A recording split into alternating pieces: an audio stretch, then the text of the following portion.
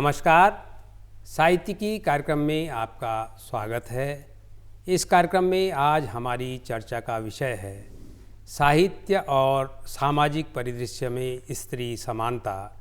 और इस परिचर्चा में भाग लेने के लिए हमारे साथ मौजूद हैं समालोचक निशा जोशी जी और कवियत्री कांता घिल्डियाल। निशा जी और कांता जी, आप दोनों का दूरदर्शन स्टूडियो में स्वागत है।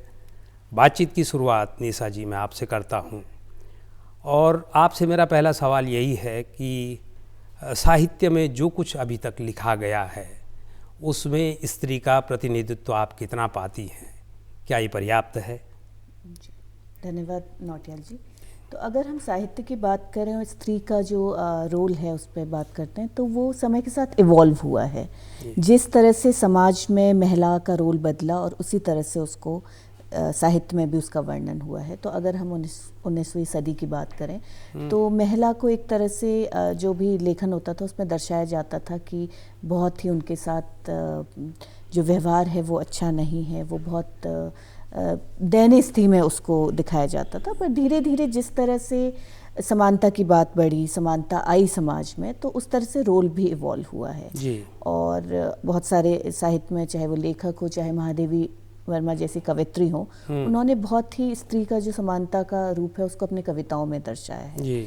और आज जब हम बात करते हैं, आज के जो मॉडर्न राइटर्स हमारे अब लिख रहे हैं, तो वो समाज में जो सारी चीज़ें स्त्री को लेके चल रही हैं, कहीं पर बहुत ज़्यादा आपको आज़ाद स्त्री की भी छवि दिखती है, कहीं पर ऐसी स्त्री की भी छवि दिखती है जो अभी द्वंद्व में है, जो बाहर की जिम्मेदारियां भी पूरी कर रही है पर घर की जिम्मेदारियां भी उस पर है। तो समय के साथ ये बहुत ही इवॉल्व होता आ रहा है। और दूसरा जो आपने बोला कि पर्याप्त दिखाया है कि नहीं दिखाया है, तो साहित्य में मेरे को लगता है कि ये स्थिति ज़रा भी स्पष्ट नहीं है, क्योंकि जैसे कई बार ऐसा होता है कि जो लेखक होते हैं वो बहुत ये सोच के लिखते हैं कि हमें पढ़ने वाला ये तो महिला ही है या हमें पढ़ने वाला पुरुष ही है। बहुत बड़ी बात। ये ध्यान नहीं दिया जाता है कि महिला जब लिखती है तो पुरुष और महिलाओं के लिए, दोनों के लिए लिख सकती है, और पुरुष जब लिखते हैं तो महिला और पुरुष दोनों के लिए लिख सकते हैं। तो ये स्थिति अभी थोड़ी स्पष्ट नहीं है, मुझे लगता है आपकी पर्याप्त लिखा है कि नहीं लिखा है। ये आपकी बातचीत में एक नया पक्ष जो आया वो ये आया कि लिखते हुए, खासकर जो स्त्री विमर्श को लेकर कांता जी हम लोग लिखते हैं जी। उसमें ये लगता है लेखक को भी कि जैसे पाठक केवल स्त्री है, जबकि आपने बिल्कुल सही कहा कि पाठक तो पाठक है, वो स्त्री हो, पुरुष हो, बच्चा हो, बड़ा हो, बूढ़ा हो, कोई भी हो सकता है। कांता जी, मैं आपके पास इस सवाल के साथ आ रहा हूँ कि एक बड़ा सवाल ये आता है कि एक स्त्री अंततः लिखती क्यों है, और उसी के साथ जुड़ा एक सवाल ये भी है कि जो पुरुष लेखक हमारे हुए हैं, वो कवि रहे हों, उपन्यासकार रहे हों, कथाकार रहे हों, उन्होंने जो लिखा, क्या वो कहीं आपको लगता है कि न्यायपूर्ण नहीं था कि स्त्री को अपना पक्ष रखना पड़ा? तो मुझे लगता है कि एक स्त्री कभी भी सहज नहीं होती है, उसके अंदर हमेशा एक अंतर्द्वंद चलता रहता है।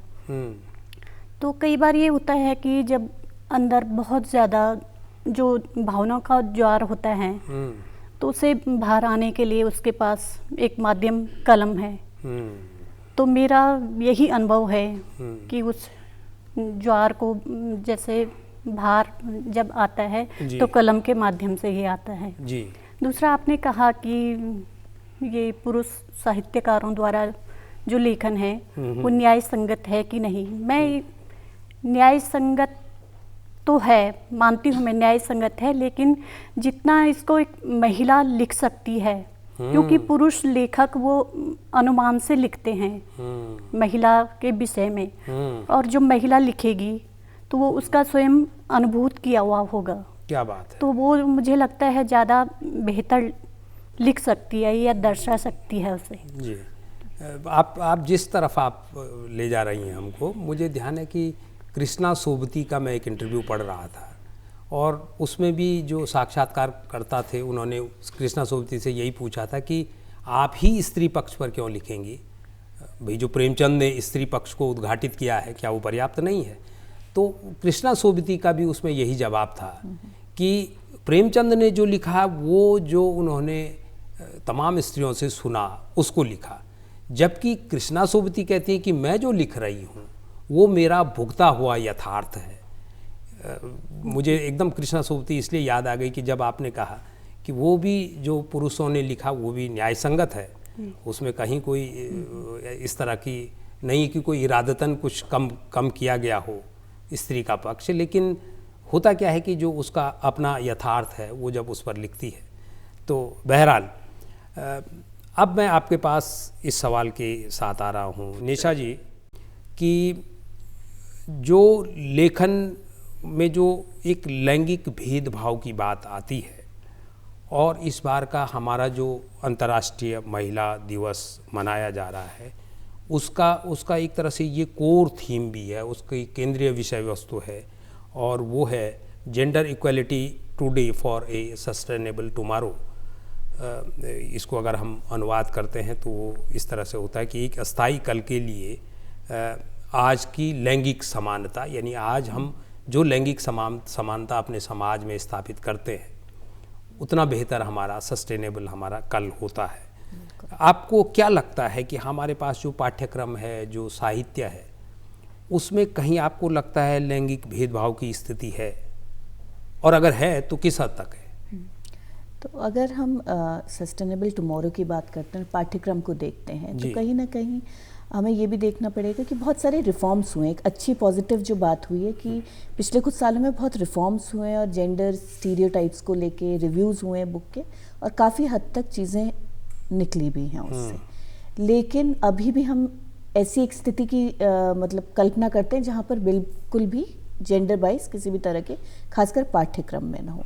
क्योंकि देखिए, जब बच्चे किसी भी पाठ्यक्रम को पढ़ते हैं और एक छोटी उम्र में पढ़ते हैं तो उनकी अवधारणाएं उस पाठ्यक्रम के द्वारा भी बनती है, क्योंकि एक तरह से वो एक आउटर वर्ल्ड की विंडो भी है बच्चे के लिए। वो किताब में क्या देखते हैं, घर के अंदर वो देख रहे हैं, वो सीख रहे हैं, लेकिन बाहर भी जब वही चीज़ जो वो घर के अंदर देख रहे हैं तो वो रिट्रेट हो रही है, तो उनकी समझ उस तरह की बनेगी। तो इसका एक छोटा सा एग्जाम्पल मैं आपको देना चाहूँगी कि ग्रेड 1 की एक किताब है जहाँ पर ये लिखा है कि अंग्रेजी की है जितना मुझे याद आ रहा है, जहाँ पर ये लिखा है कि मैं बड़े होके क्या बनना चाहूँगा। तो उसमें 10 प्रोफेशंस दिए हुए हैं, जिसमें से सिर्फ 2 प्रोफेशंस में महिलाओं को दर्शाया गया, वो है टीचर और डॉक्टर। उसके अलावा वहाँ पर एस्ट्रोनॉट, फार्मर, टेलर, जो भी ऑक्यूपेशन है वहाँ पर महिलाओं को नहीं दर्शाया गया है। तो इस तरह की छवि फिर एक जेंडर स्टीरियोटाइप को बच्चे के अंदर और रिट्रीट करता है कि भाई मैं एक पुरुष हूँ, मतलब लड़का हूँ, तो मेरे लिए ये प्रोफेशन है, मैं एक लड़की हूँ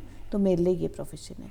फिर एक और एग्जाम्पल मुझे याद आ रहा है कि शायद कक्षा 2 की किताब है जहाँ पर एक परिवार पिकनिक ले जाता है। अब परिवार पिकनिक ले जाता है तो जो परिवार के पुरुष हैं या तो वो खेल रहे हैं या वो आराम कर रहे हैं, लेकिन महिलाएं उस पिकनिक में भी खाना सर्व कर रही हैं। तो फिर आप क्योंकि आप जो एक केयर गिवर का जॉब होता है उसको वहाँ पर फिर रिट्रीट कर रहे हैं। तो पाठ्यक्रम को हमें बहुत गहरी नज़र से देखने की ज़रूरत है, बहुत जेंडर लेंस से उसका रिव्यू करने की ज़रूरत है कि कहीं भी कोई ऐसी छवि न जाए जो पुरुष के लिए ये डोमेन है, महिला के लिए डोमेन है, इस तरह की कोई छवि बच्चे के अंदर विकसित करे।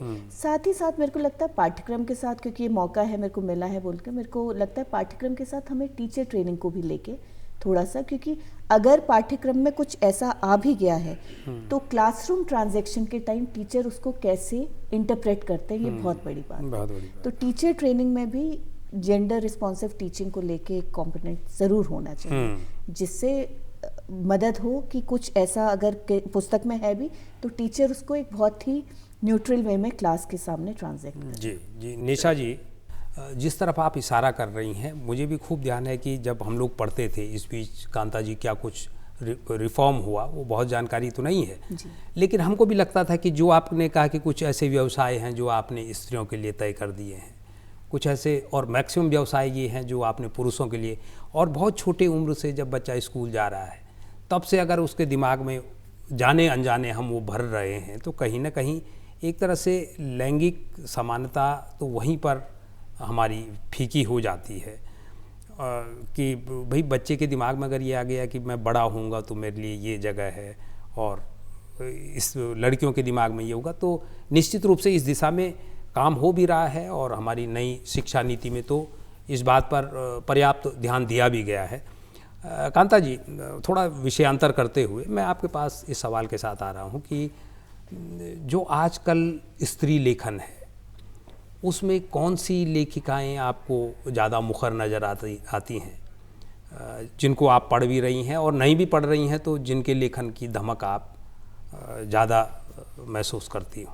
जी, आजकल जैसे अनामिका हैं, गीता श्री हैं, प्रज्ञा पांडे हैं, अंकिता हैं, अंकिता सिंह, तो इनका लेखन बहुत अच्छा है। उत्तराखंड से कोई? उत्तराखंड से हैं, स्वाति मेलकानी है, हाँ। रेखा चमोली है, सपना भट्ट हैं, और वरिष्ठ कथाकार हमारी कुसुम भट्ट जी हैं, तो इनका बहुत अच्छा है। जी, ये सभी नाम जो आप ले रहे हैं कमोबेश हम लोगों ने पढ़े ही हैं और हम लगातार पढ़ रहे हैं। उनमें से एक नाम मैं आपका भी जोड़ दे रहा हूँ कि उनमें एक कांता घिल्डियाल भी हैं, और हाल कुछ दिन पहले आपका जो कविता संग्रह मुट्ठी भर रंग, अगर मैं भूल नहीं रहा तो मुट्ठी भर रंग, बहुत शानदार और अद्भुत कविताएं उसमें हैं, जिनको हमने पढ़ा और उस आयोजन में भी मैं शामिल था। आपको इनके अलावा कोई निशा जी नाम याद आता है, कोई ऐसा लेखक हिंदी से इतर अंग्रेजी में या दूसरी भाषाओं में भी जो आजकल बहुत मुखर होकर लिख रही हैं? मुखर होकर लिखने का अभी फीमेल राइटर्स का तो मैं नहीं नाम बता पाऊंगी एकदम से, पर एक किताब जिसने मुझे बहुत प्रभावित किया वो एक पाकिस्तानी राइटर है तहमीना दुर्रानी, और माई फ्यूडल लॉर्ड करके उन्होंने एक किताब लिखी थी बहुत साल पहले। तो वो एक किताब है जो मेरे को बहुत लगता है कि बहुत बार ऐसा होता है कि हमें लगता है कि जो लोग प्रिविलेज हैं उनके साथ कुछ इस तरह का नहीं दिक्कतें होती हैं, पर एक प्रिविलेज क्लास में भी किस तरह से आप शिक्षित हैं, आपके पास रिसोर्सेज है, स्टिल आपके साथ एक इस तरह का व्यवहार होता है जो कि बिल्कुल एक्सपेक्टेड नहीं होता। तो वो किताब एक है जो मैं अभी उसका रेफरेंस दे पाऊंगी आपको। जी जी। इसके अलावा निशा जी, आपको क्या लगता है, जिस तरफ मैं वही सवाल मैं फिर आपके पास उसी सवाल जो आपका जवाब था उसी से अपना सवाल निकाल रहा हूँ, और वो ये था कि जैसे आपने कहा कि भाई पाठ्यक्रम में कुछ इस तरह की सामग्री हमारे पास होती है और वो पाठ्यक्रम बनाने वालों की गलती भी नहीं है। हमारा सामाजिक ताना बाना इस तरह का है कि हमारे समाज में इस तरह के ही प्रसंग मौजूद हैं कि उनसे जो कहानी बनेगी उसमें कहीं ना कहीं एक जो जेंडर बायसनेस, जिसको आप लैंगिक असमानता कहते हैं, वो कहीं ना कहीं आना लाजमी है। आपको क्या लगता है कि अगर इसको समाप्त करने के लिए कोई उपाय हो, कैसे किया जा सकता है कि वो जो एक लैंगिक असमानता आती है पाठ्यक्रम में या साहित्य में, साहित्य के लिए तो फिर मैं कांता जी के पास जाऊंगा, पाठ्यक्रम में जो आती है उसको कैसे दूर किया जा सकता है, क्या किया जाना चाहिए उस पर? तो नौटियाल जी, मुझे उसके लिए लगता है कि सबसे पहले हमें एक्नॉलेज करना पड़ेगा कि ऐसा कुछ है, क्योंकि हम में से काफ़ी लोग अभी भी डिनायल की स्टेज पे हैं जहाँ पर वो ये मानते हैं कि कुछ जेंडर बायसनेस जैसी कोई चीज़ ही नहीं है, सब कुछ है। बालिका स्कूल आ रही है तो मतलब वो इक्वल है, स्कूल आने तक ही हमको लग जाता है कि वो उसके साथ इक्वालिटी वो है। लेकिन हमें ये भी देखना पड़ेगा कि जिस तरह से फीमेल्स एक वल्नरेबल ग्रुप रही हैं काफ़ी समय से, वहाँ पर इक्वालिटी से पहले इक्विटी की ज़रूरत है। तो एक्नॉलेज आप करें कि ऐसा है, उसके बाद फिर आप जो भी पाठ्यक्रम बनाते हैं, जो साहित्यकार भी हैं, वो जब लिखें तो अपने दोनों ऑडियंस को ध्यान में रखते हुए लिखें कि मैं कुछ लिखूंगा तो उसको पढ़ने वाले महिला पुरुष दोनों होंगे या बालिका और बालक दोनों होंगे। साथ ही साथ कोशिश करें कि किसी भी स्टीरियोटाइप को हम उस पर रिट्रिएट ना करें, तो वो बहुत ध्यान एक चीज़ों को देना पड़ेगा। तो मेरे को लगता है, जैसे कि पहले भी मैंने बोला, क्लासरूम ट्रांजैक्शन एक बहुत इंपॉर्टेंट प्रोसेस है जो इसे काफ़ी हद तक कम भी कर सकता है। जी जी, जी। स्त्री का लिखा हुआ जो साहित्य है वो ज़्यादा हिट आपको कर रहा है, और उसी विषय पे जब पुरुष लिख रहा है तो वो ज़्यादा हिट करता है या कम हिट करता है, कुछ इस तरह का? जी, तो ये डिपेंड करता है राइटर पे, पहले तो मैं बोलूँगी नौटियाल जी, पर कहीं ना कहीं हाँ, मैं अपना पर्सनल एक्सपीरियंस करूँ तो जब मैं महिला लेखक को पढ़ती हूँ तो कहीं ना कहीं मैं मेरे को लगता है वो मुझसे एम्पथाइज कर रही है, समानुभूति है एक उसको, जिस चीज़ों को मैं, जैसे मैम ने भी बोला कि वो यथार्थ को अपने ही दर्शाती है, तो उस तरह से मुझे लगता है कि वो मुझे ज़्यादा हिट करता है, क्योंकि कहीं ना कहीं वो छोटी छोटी चीज़ें भी उस जो जिससे मैं गुजर रही हूँ वो लेखन में वहाँ पे दिखता है। और मेरे को लगता है कभी कभी पुरुष लेखक वो उस चीज़ को नहीं उजागर कर पाते, नहीं उजागर पर। ये सवाल मैं आप दोनों लेखिकाओं से इसलिए पूछ रहा हूँ बराबर कि ये बात कहीं ना कहीं जाने अनजाने आती है कि स्त्री पक्ष को लेकर जब कोई पुरुष लिखता है तो उसके वहाँ पर अपने अपने वेस्टेड इंटरेस्ट आ जाते हैं, और ठीक वही चीज़ें जब वो चीज़ें प्रकाशित होकर चर्चा में आती हैं तो जिस तरफ आप अभी कह रही थी कि बाद में वो एक स्थापित मान्यता जैसा आपको नज़र आता है कि समाज में ऐसा ही है। थोड़ा सा विषयांतर अगर हम इसमें करें, और जैसे मैंने कहा कि कांता जी की बहुत शानदार कविता संग्रह है मुट्ठी भर रंग, तो कांता जी आप उस मुट्ठी भर रंग से कोई कविता पढ़ना चाहेंगी हमारे श्रोताओं के लिए, दर्शकों के लिए? जी, अगर आपकी कोई कविता हो तो फिर तब हम इस परिचर्चा को आगे बढ़ाते हैं। जी, एक कविता पढ़ूंगी मैं जी। इसका शीर्षक है गुमशुदा क्यों हैं हम। दो नदियाँ मिलती हैं, दो नदियाँ मिलती हैं, दूसरी का नाम शुरू होते ही खत्म हो जाती है पहली की पहचान। मुझे व्यथित करता है यह सब, अपने भीतर के भंवर में उलझकर मैं सोचती हूँ ये होता किस आधार पर है। मैं समंदर को नींद से जगाकर पूछती हूँ क्या हिमालय से कोई नदी आधी उतर कर आई तुम्हारे पास? बहुत अच्छा। क्या हिमालय से उतरकर कोई नदी अधूरी आई तुम्हारे पास? चिढ़ा समंदर पीछे हटकर कहता है दूर से देखो सब कुछ तो सुंदर है। मुझे निगलने को आतुर वह अपनी लहरों को देता है आदेश कि वो आत्महत्या के मामले में मेरी कोई मदद न करे। मैं पदच्युत सी खुद को नज़र भर देखकर सोचती हूँ कैसे गुम हुई सदा नीराओं को अंजुरी में भरूं पानी की एक बूंद की तरह, पानी की एक बूंद की तरह। बहुत शानदार, बहुत बढ़िया। मैंने इसीलिए आपसे कहा कि आपकी जो कविताएं हैं वो बिल्कुल अंतर से निकलती हैं, और अगर ख़ासकर स्त्री विमर्श पर आपकी कोई कविता हो उस पर मैं ज़रूर चाहूँगा। कोई कविता आपको स्मरण आती है स्त्री विमर्श पर, या स्त्री के अपने ही पक्ष पर अगर आपने कोई कविता लिखी हो तो वो भी हम सुनना चाहेंगे। इस दरमियान जब तक आप सेलेक्ट करती हैं मैं निशा जी के पास हो आता हूँ, तब तक आप तय कर लीजिए कि कौन सी कविता आप पढ़ना चाहेंगी। निशा जी, एक सवाल मेरे मन में जो है आपसे पूछने के लिए वो ये है कि आप लोग स्कूलों में जाते हैं, समाज में काम करते हैं, हम सभी लोग सामाजिक स्तर पर कई स्तरों पर हम चीज़ों को देख रहे हैं, समझ रहे हैं। क्या आपको लगता है कि एक वो दौर था जब हम लोग स्कूल जा रहे थे, तब से लेकर अब तक क्या परिवर्तन आप खासकर बालिकाओं के स्तर में पर देखते हैं कि उनकी समझ में, उनकी सोच में, उनको लेकर टीचर्स, बाकी स्टूडेंट्स, घर वालों की धारणाओं में कुछ परिवर्तन आपको नज़र आता हो, वो स्कूली स्तर पर हो या सामाजिक स्तर पर हो? तो स्कूली स्तर पे तो मेरे को लगता है नौटियाल जी बहुत बदलाव आया है। बहुत हम गर्ल्स एजुकेशन को बहुत ज़्यादा प्रमोट कर रहे हैं। बहुत सारी सरकार की भी नीतियाँ आई हैं जहाँ पर बालिका शिक्षा को बढ़ावा दिया जा रहा है। टीचर्स अपना एफर्ट करते हैं, अथॉरिटीज़ अपना एफर्ट करती हैं, पर यहाँ पर कहीं ना कहीं मेरे को लगता है कि परिवारों की जो प्राथमिकता है वो अभी भी बालिका शिक्षा नहीं है।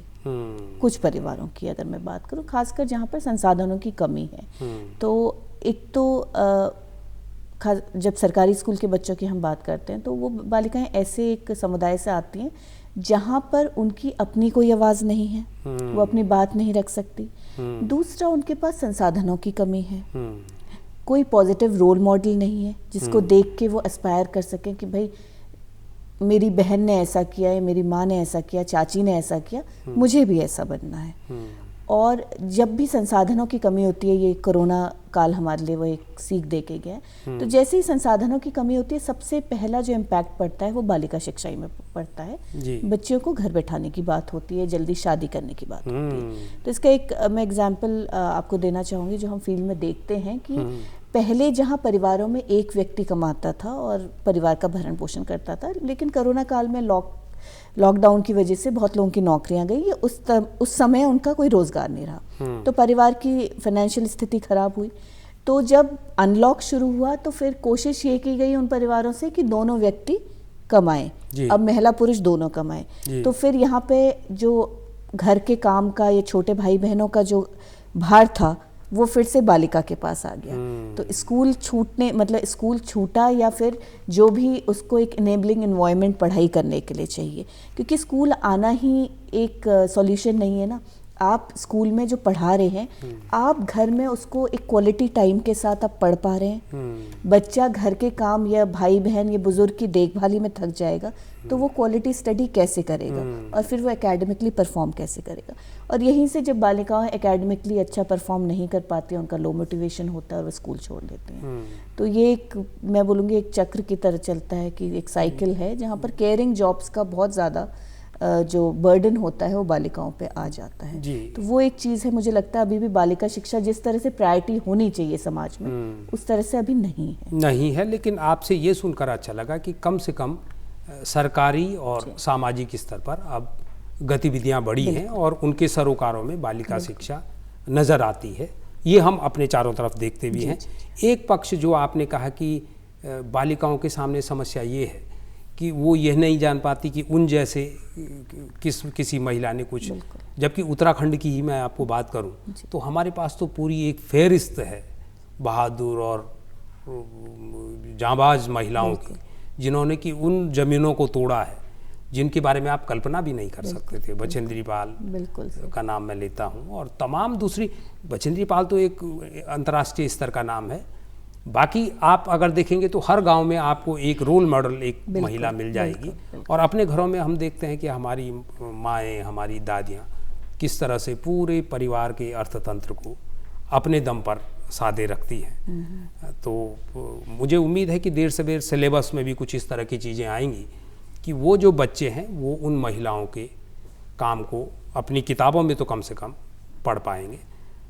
उम्मीद की जानी चाहिए कि इस दिशा में काम हो भी रहा होगा। आप ज़्यादा बेहतर जानती होंगी। कांता जी, अगर आपकी कविता सेलेक्ट हो गई हो तो हम ज़रूर आपसे एक कविता, और मन ये था कि जब स्त्री विमर्श की चर्चा हो रही है तो उसमें कहीं अगर उस तरह का कुछ मिले।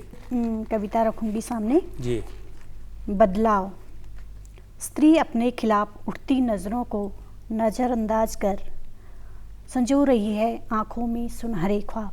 बहुत अच्छा। स्त्री अपने खिलाफ उठती नज़रों को नज़रअंदाज कर संजो रही है आँखों में सुनहरे ख्वाब। वर्जनाओं को मात देकर बुन रही है बदलाव के सपने। सदियों पुराना मौन तोड़कर कर रही है सीता, सावित्री और गूंगी गुड़िया होने से इनकार। धीरे धीरे उतार रही है महानता के नाम पर बिना अधिकारों के सिर पर रखी जिम्मेदारियों की वजनी पोटलियाँ। सदियों से खोए वजूद को पहचान कर तलाश रही है अपनी मंजिलें। मजबूत हौसलों की चाबी से बेखौफ खोल रही हैं बुझे मन की जंग लगी खिड़कियाँ।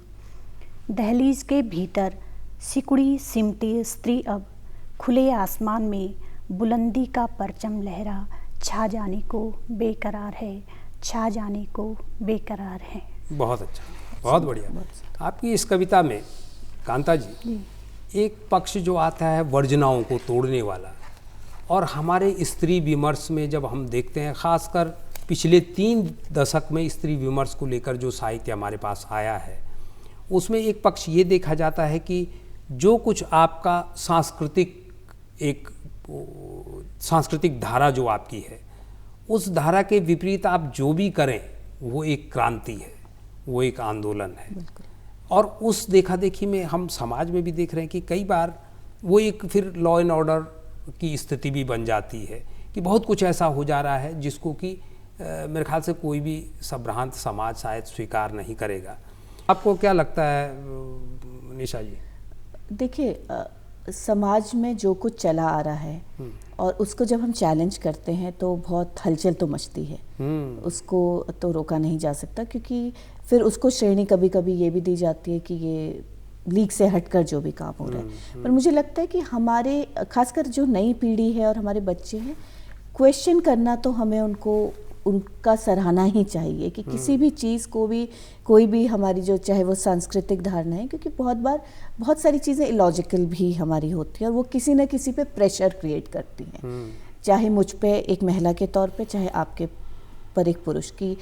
ये हमारी संस्कृति का हिस्सा है या हमारी परंपरा का हिस्सा है और वो मेरे पे अनड्यू प्रेशर भी मेरे को लगता है कि डालती है। तो जब हमारे बच्चे इस तरह की किसी भी स्थिति में क्वेश्चन करते हैं और जवाब मांगते हैं, तो मुझे लगता है हमें उसे सराहना चाहिए उसका एक, और हमें भी अब सोचना चाहिए, क्योंकि एक छोटी बच्ची की माँ के तौर पर मैं देखती हूँ कि बहुत सारी चीज़ें जिस पे मैं क्वेश्चन नहीं करती थी, मेरी बेटी करती है और मेरे को वो चीज़ अच्छी लगती है कि हाँ मेरे को उतना, तो वो एक मेरे को लगता है वो क्रिटिकल थिंकिंग का जो स्किल है वो हमें आगे बढ़ाना चाहिए। और जहाँ तक आप बोल रहे हैं कि जायज़ नाजायज़, तो मेरे को लगता है कि कभी कभी क्योंकि हम लोग एक सिस्टम के अंदर बंधे हुए हैं और उस सिस्टम के ही अंदर चलते हैं, और फिर कोई भी व्यक्ति थोड़ा इधर उधर करता है तो हम लोगों को लगता है कि हाँ ये दिक्कत है। पर हम अगर उसको डीप डाउन देखें, या मैं एक एग्जांपल देना चाहूँगी कि दिल्ली में आपने सुना होगा यूनिवर्सिटी स्टूडेंट्स पिंजरा तोड़ मूवमेंट कर रहे हैं। पिंजरा तोड़ मूवमेंट उसको बहुत लोग सराहते हैं, बहुत लोग उसके अगेंस्ट भी कुछ वो रहता है, पर हमें डीप डाउन देखना चाहिए कि वो किस चीज़ को चैलेंज कर रहे हैं, क्या पेट्रियार्कल सिस्टम जो वहाँ डेवलप हुए हैं उनको हम कैसे चैलेंज कर रहे हैं, तो वो हमें थोड़ा सा देखने की। जी निशा जी, मैं ये सवाल आप दोनों के पास से सवाल लेकर आया था कि कांता जी बहुत बेहतर जानती हैं कि हमारे यहाँ कुछ साहित्यिक पत्रिकाओं ने लगभग 3 दशक 4 दशक पहले बाकायदा ये एक अभियान शुरू किया स्त्री विमर्श का, और उसमें हम देखते रहे कि इसमें कोई दो राय नहीं है कि उसमें हमारे जो दबे कुचले समाज के विमर्श थे वो भी उस बहाने बाहर आए। लेकिन उसकी देखा देखी में कई लोगों ने कुछ इस तरह का लिखना शुरू कर दिया, कुछ इस तरह का माहौल सा बन गया कि वो उसमें फिर बहुत सारी इस तरह की सामग्री आने लग गई जो कि खुलेआम पठनीय भी नहीं रही। ये बड़ा कांता जी इस बात को स्वीकार करेंगी कि उसमें कुछ इस तरह के भी कुछ कहानियाँ, कुछ कविताएं आई कि जिनको हम सार्वजनिक रूप से पढ़ भी नहीं सकते, इसलिए। लेकिन बहरहाल स्त्री विमर्श एक बहुत बड़ा विमर्श है, इस पर बातचीत करने जाएं तो पूरा दिन भी शायद कम ही पड़ जाए। पर बहरहाल इस महत्वपूर्ण विषय पर बातचीत करने के लिए निशा जी और कांता जी, आप दोनों हमारे बीच आए, आपका बहुत बहुत आभार। ये थी हमारी आज की साहित्यिकी। अगली बार किसी नए विषय के साथ कुछ नए मेहमानों को लेकर आपके बीच आएंगे। तब तक के लिए इजाज़त दीजिए। नमस्कार।